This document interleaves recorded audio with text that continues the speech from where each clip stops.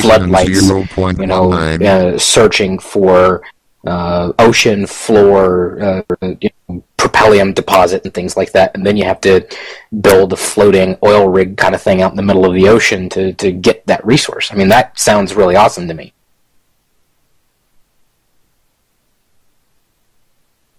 I get a lot of people saying that this all sounds really ambitious. What kind of a timeline for some of this stuff? 2, maybe 3 updates. Okay, so we're looking at this year, though. I mean, I know timelines is... No, I mean, we're starting in 19, and it's going to be 19, 20, 21, 2, 3, maybe 4 updates worth of work. It's a lot before we're done and we're happy with it. So, on the, oh my god, this was way more ambitious than we thought it was going to be side, probably 6 full updates worth of work. On the, yay, we can do this a lot faster and a lot easier, 2 or 3.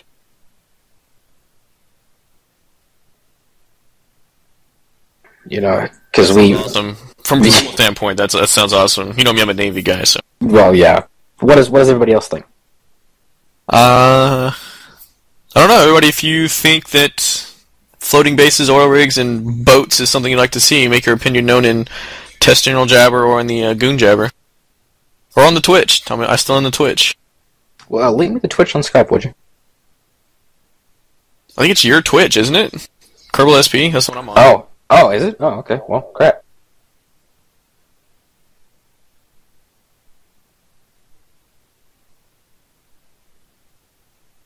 Getting a lot of floating bases would be amazing if they're done right and not a giant pain in the ass. And yes, boats, yes, and trains. No trains, come on now. No.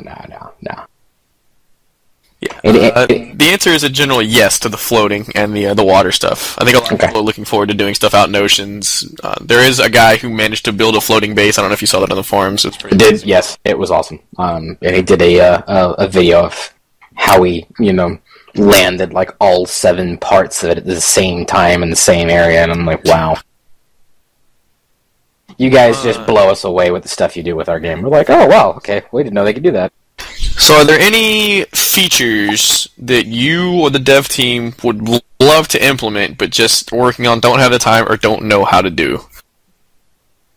It's kind of an open-ended question. Me, personally, I really very much want us to do FTL travel, but I want us to make it difficult. I don't want you to be able to, even in sandbox mode, go straight to FTL.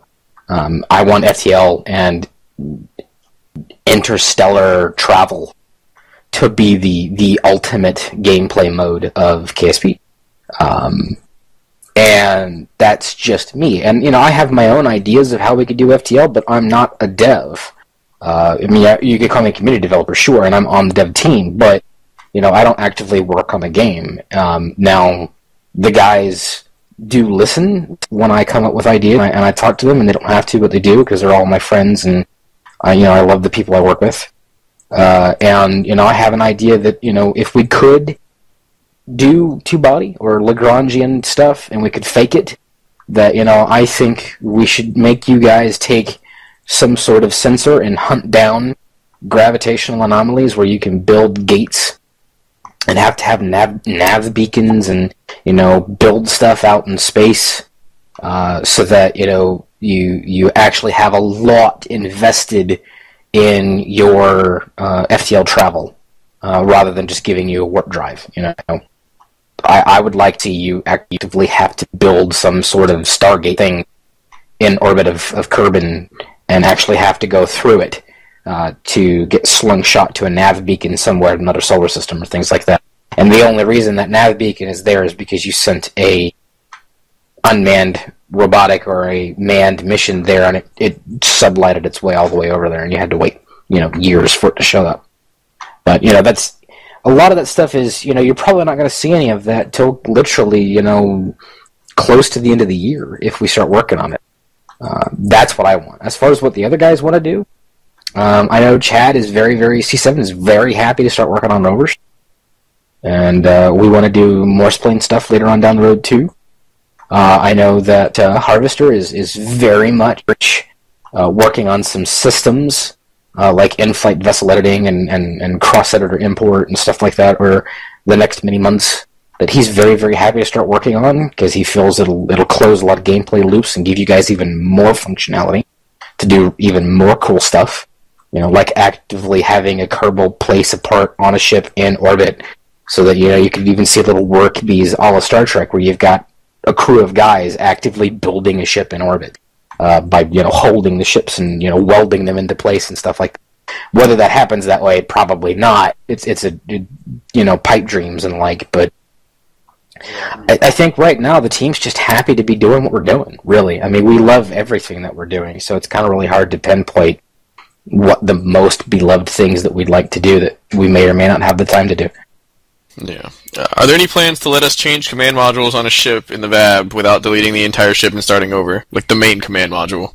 Yeah, that I don't know why that is. I will talk to Mike about that. Good question.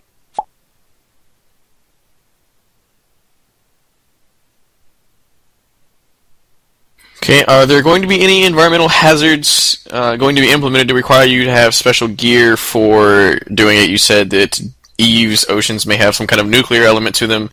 Will we require special gear, or will our Kerbals, eventually die if they go out into the Eve's ocean because of the radioactivity? That kind of thing. I honestly don't know the answer to that. It's still very much up in the air.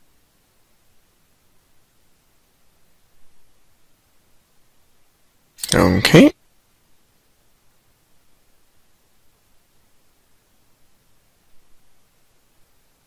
Somebody asked me to explain tweakables in more detail. I'm not sure exactly how much detail I'm allowed to get into, but Mike is working on a system that's going to let us do things with parts that are really going to make you happy. At least we hope it will. And that system will allow us to do things like allow you to right-click on a part and, maybe there's 3 or 4 different nozzles on an engine, and you get to choose which nozzle you want. Or, there's, a fuel tank, and you get to choose how wide or how large or what type of resource it'll hold at the start, or things like that. Literally just tweaking parts to have them do exactly what you want them to do. And, we really hope you guys enjoy that system when it does come out. It's really going to allow you to do all kinds of really awesome stuff. Okay, another question from Jabber. Last time we did one of these, it was mentioned that you guys are looking into pursuing getting KSP on Steam. Is there any updates on that or any progress that you're allowed to say, obviously? No comment. Okay.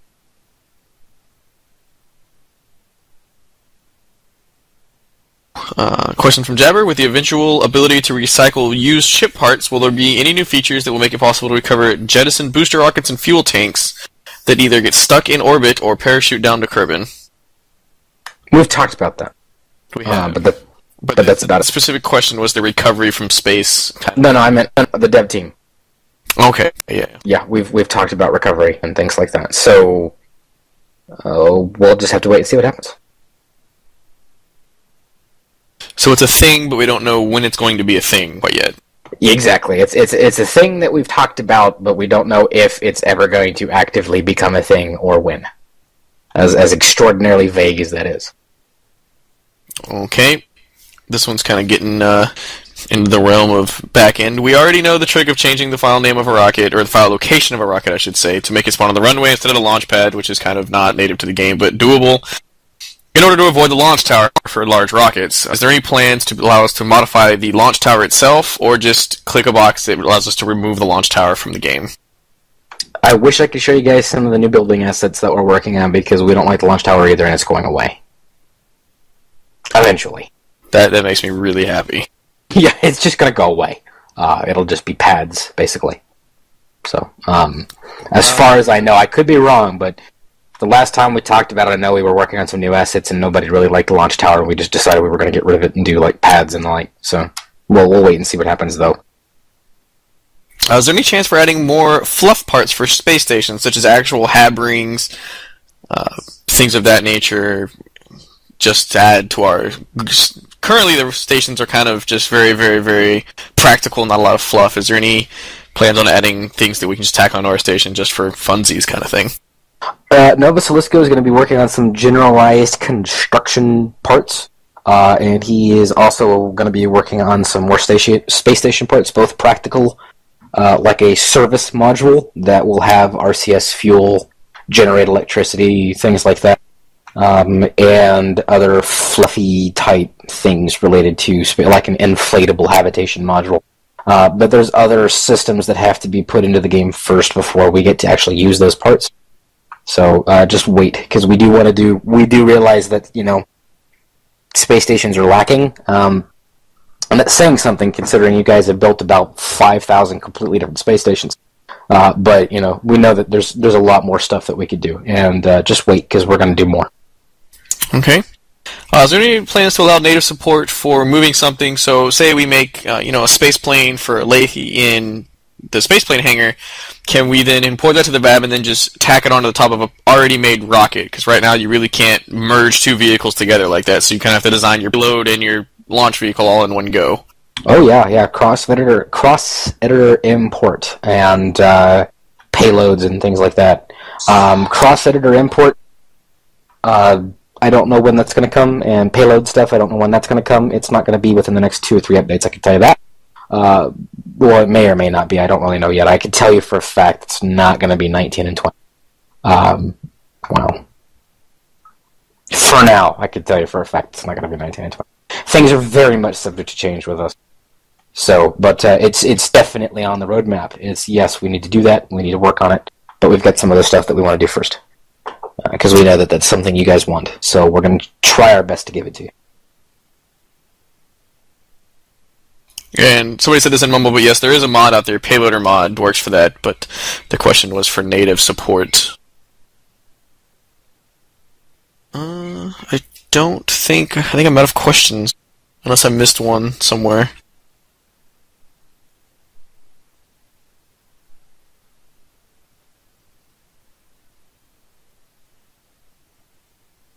Yeah, kind of a last call for questions.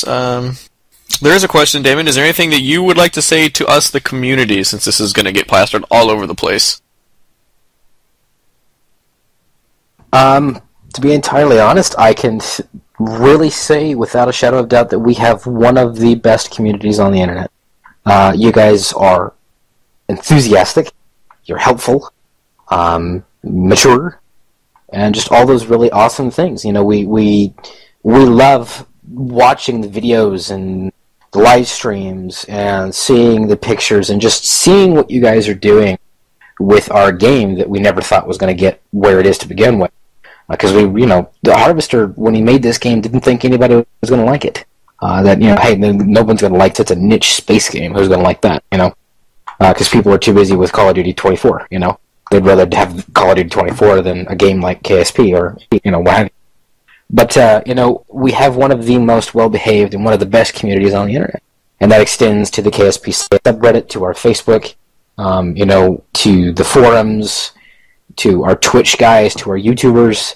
And we're just very humbled by how awesome you guys are. It's corny and it sounds kind of, mushy and lame, but we mean it. And I mean it. As the community manager, that's exactly what my job is to make sure that I spend my workday supporting you guys, that you have things to do, things to look at, news, you have things that make you feel like you're part of a community. You have a Facebook to look to, YouTube's to look to, Twitter's, blog, our forums have all kinds of information and stuff, and that everything is policed and polite and safe. And, hopefully, everybody thinks that James and I are doing a good job, because we're trying to make this one of the best communities on the internet, and we really think it is. And, of course, we know you guys play many other games as well, so, we're very happy that, KSP fans are a lot like EVE fans. Internet spaceships are cool, apparently. And you guys are very devoted to us, and we're very devoted to you, and we're very happy to see that, more and more people are starting to pop up on Twitch. More and more people are starting to pop up on YouTube. On Reddit, Reddit went from 9,000 to 14,000 people in the span of just a couple months. And, we're finding KSP players all over the place, especially in EVE and everywhere else. And you guys are doing the best to help us spread the game and show it to people. So just keep being cool, guys. 100% honest. Just keep being one of the best communities on the internet. During that, we actually had a bunch more questions. So I don't know how much time you have, Damon. If you have time for a few more. I could give you probably another half an hour tops.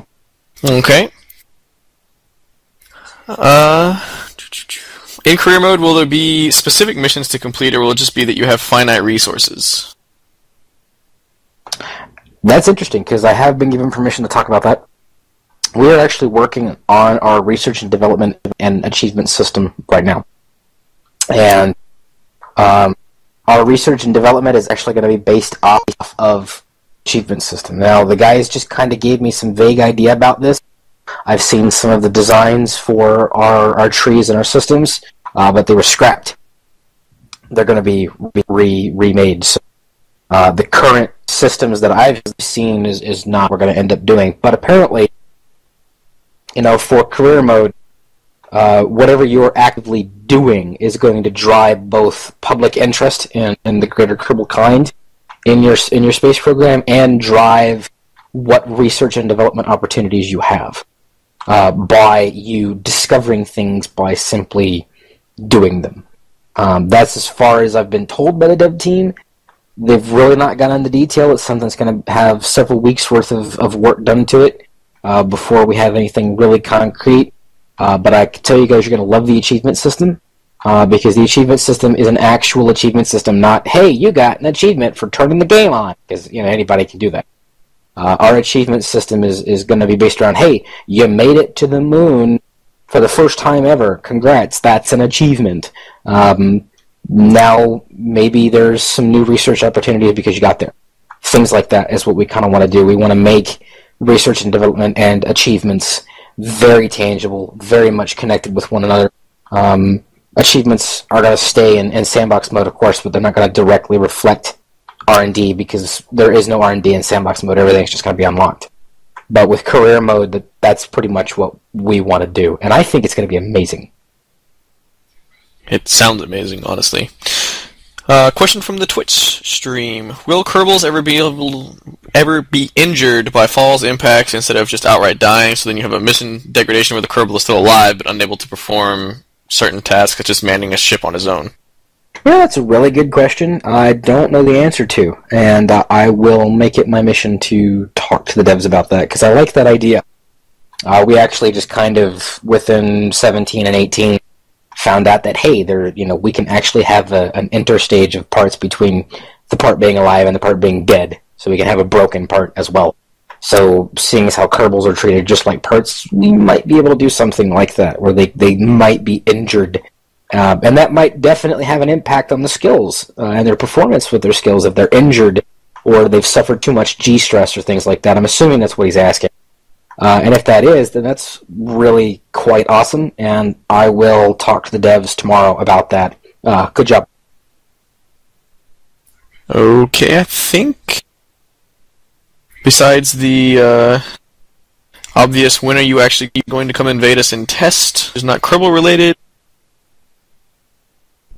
I can stick around and talk talk for a little bit, if you guys want. Yeah. My KSP Eve is open, by the way. Yes, that is a thing, and you are set personal +25 to test from Montolio himself. I know. Facts. Yeah, one guy asked me the other day, when is the Kerbal Space Program Eve Corp going to join test? And I went, never. I want people to shoot at first. Everybody's blue. Montolio likes to set everybody blue, and I would rather have reds to shoot. So, but yeah, it's a thing, but it's very much a very tiny thing, and it was just a little initiative. So if any of you guys in Goons and Test are a little bit bored with Goons and Test and you want to join the Disciples of Jebediah, the DOJ, inside EVE Online, just go ahead and throw an application my way, and we'll get to the shooty here in a couple weeks to a couple months, whenever I have a lot more time to actually start actively working on the corporation. Okay, and back to KSP for a moment. Is there any plan to re-add the ability to attach empty tanks to your ships without the need to burn them off on the pad, so you can launch empty tanks up into space for space stations and the like? Yeah, we're gonna do that. Yeah, the resources parts are gonna have empty tanks.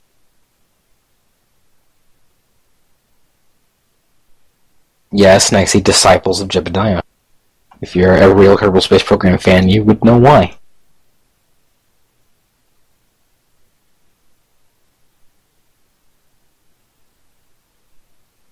Alright, so I think that'll about wrap up the Kerbal Space Program part of our deal. We'll have a little Eve talk. We'll move channels here, and Damon, we can just kind of chill with Damon if we want. But I think we're going to go off the stream. Oh. Well, we'll get this last question in, because this question comes up every time. Sorry, Spinner, I know you're about to kick us off, but multiplayer. I know that y'all are talking about it. You said not this year, but maybe by the end of the year. Is there any update on that? For the first time in a long time, we have some ideas, and we think they're good ones. But that's it. That's all I can give. Okay. Yeah, so that will end the Kerbal Space Program official Q&A with Damien Ryan. Damien, thanks again for joining us this evening. You're welcome. Thanks for having me. Yep, and with that, we should be done. Mr. Spinner, you can take your stream back at will.